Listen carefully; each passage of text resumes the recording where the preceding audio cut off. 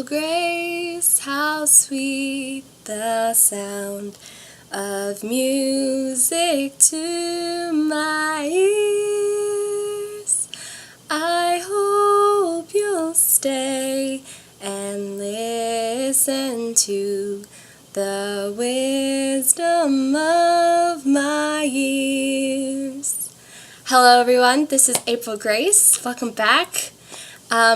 It's been a while since I've made a video. I've been really busy and with work and traveling and getting ready because I'm going on like a bunch of trips and then I'm going to go to school, and I will make time to make videos because I have a decent open schedule this semester and I'll make it work.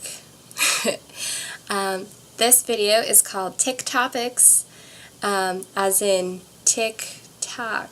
It's a play on words like time and recency and current events and topics, things you want me to talk about, and it also could be as in tick, as in getting ticked off because it's a controversial topic. I love puns, okay?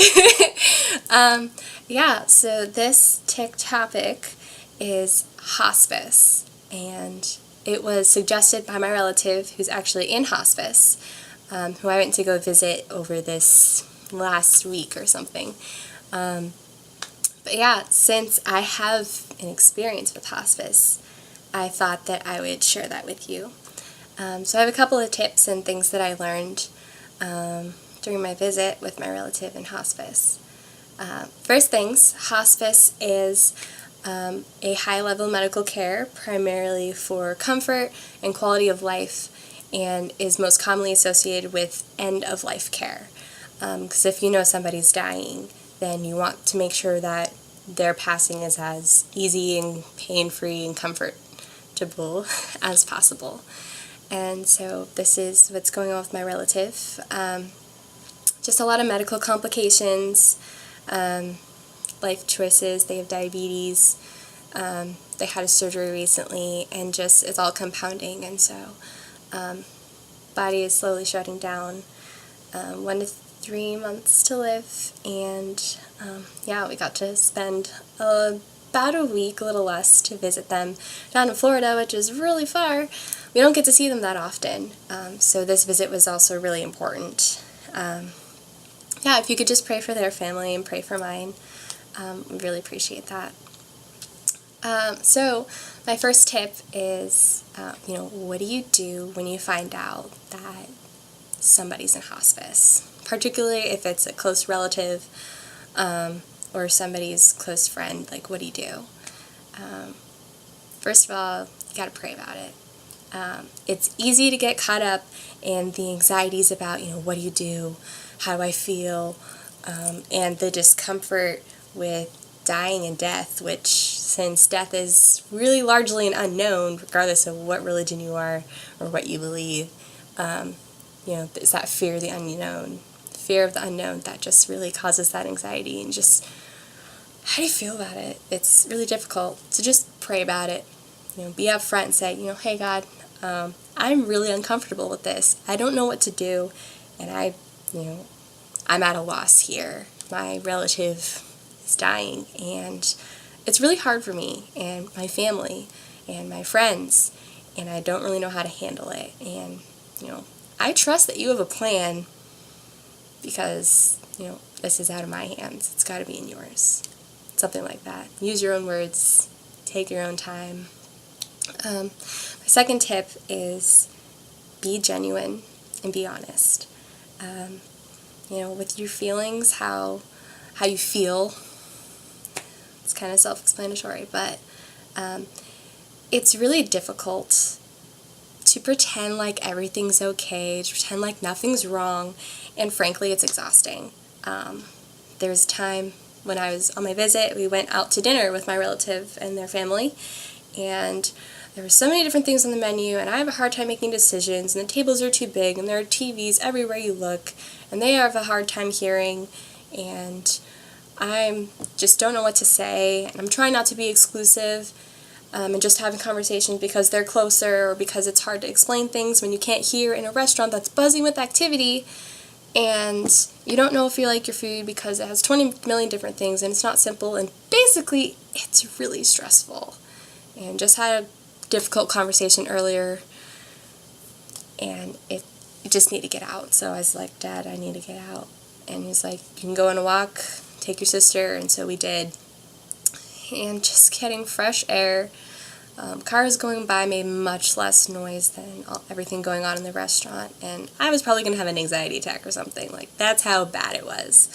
And, just be honest about your feelings. And sometimes when you have conversations, it's going to be awkward. There are going to be those awkward silences, but I like to say it's only as awkward as you make it. Just saying. But, every moment doesn't have to be filled with something. Just spending time with that person is probably the best thing that you can give them, the best gift.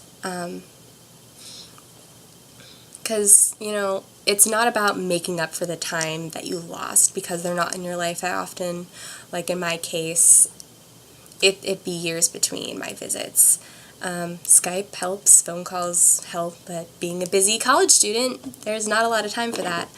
But yeah, making the most of the time that you have, what you have, make those moments count. Be genuine, be yourself, admit when you're tired. Because oftentimes when I was on the phone with my relative, they would say, I'd hate to say goodbye, but I'm actually really getting tired. And I just said, you know what, I'm here on your time. We've had a great conversation. Have a good rest. I'll talk to you again later. Yeah. Speaking of talk, that's my third point. Talk about it. You have all these feelings. You're trying to get through this. Talk about it. I was in an ethics class last semester, and we read a book called No Man is an Island by Thomas Merton, which I loved, by the way. And, we are social creatures. We weren't made to be alone. And if no man is an island, then why pretend like we are? Talking about it, we're a community. It can help you realize, I'm not the only one who feels this way. And I need this in my life, or getting suggestions about how to deal with it. Like, I need personal space, or if I am in this way, then maybe you need to talk about it. Maybe I just want to go on a walk. Maybe I just want a cup of coffee. Community is what brings us together and makes us stronger, so that we don't feel like islands or delude ourselves into thinking that we are, because we're not. Fourth point, it's okay to grieve.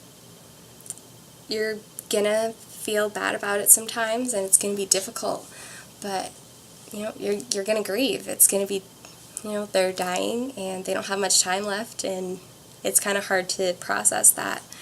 But my recommendation with that is to make your grief a prayer. Make it an offering. Don't let it just be these feelings that you have. Give it up to God. He can make so much more of our grief if we just give it to Him. All of our feelings. It's not just grief. It's our anger and frustration. It's our joys and sorrows. Everything we can just, make it a prayer for your relative who's in hospice, or whoever's in hospice. Just, God, these are my feelings. I don't know what to do with them, but you can do so much more. Just, I offer these to you to aid in the comfort of my relative as they're passing, and, just make this more beautiful than I ever could. Amen. Feel free to use your own words. Lastly, don't lose hope. It's, there's so many different things going on in this world that you just lose faith in humanity, as we want to say. And death is, one of those things. And so I had a moment with my relative, and I just wanted to share with them my feelings. And this is, my honest feelings. I said, be genuine. And so I told them, hey, this entire trip, I've just really been looking forward to spending time with you, and I've really enjoyed the time that I spent so far. And I want to be honest in saying that I'm excited for you. I know you don't have a lot of time to pass on, time left before you pass on, but my honest feelings are excitement. you have faith and I have faith in God, and He does not leave those who have faith in Him behind. And the fact that we know of Him is even more powerful. And this isn't to say that anybody who doesn't believe in God is left behind. He's always there and blessing us, even if we don't realize that those come from Him. But, my relative, in their 1 to 3 months to live, is so close to heaven. Like, earthly life is over, pretty much, except for the time they have left. And after earthly life is heaven. And no suffering, no pain, just joy and peace and glory to God and praise. And I am so excited for that because I'm a youngin'. I'm in my 20s. I have my whole life ahead of me. And I hope to live a long life. But that long life is, I'm with God, but to be one fully with God in heaven. I just can't wait for that. And to know that my relative is close. So close, and you just know that, no day is guaranteed for us, but we all expect to live long lives, and to know that this person's life is so much more closer than I know mine is, that just fills me with joy, and I just wanted to share that with them. And we were just talking a bit more about it, and I said, there are 3 things you need in life, and that's faith and hope and love. And if you have hope that there's a God and there's heaven and you get there, you don't need hope anymore. If you have faith in God and that there's heaven and you get there, you don't need that faith. And so all that remains is love. And it was just a beautiful moment, and to just be able to hug them so tightly and just to savor that moment where you're not on the phone or waving at them over Skype, or on Facebook. It's just to have that real tangible moment. You just want to make it last forever, just to treasure that. And I will treasure that. And I encourage you to do the same. Those are my thoughts on hospice. It's been today's Tick topic. And thank you guys so much for listening. There is 1 or 2 things that I wanted to bring up before I end this video.